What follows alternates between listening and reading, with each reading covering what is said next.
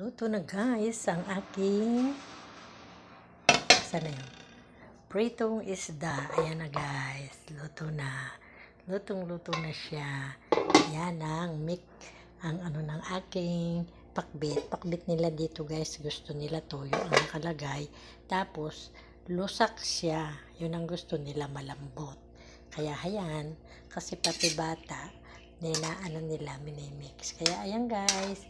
Ganyan ang pakbit, hindi ka mukha sa Ilocano, bagoong, mga dito toyo. Talagang waray sila, waray Bisaya.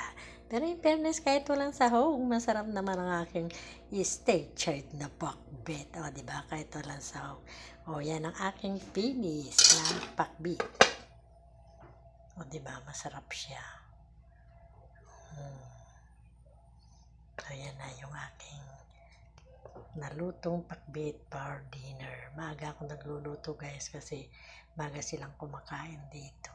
Ayan, likes lang. Salamat. I love you.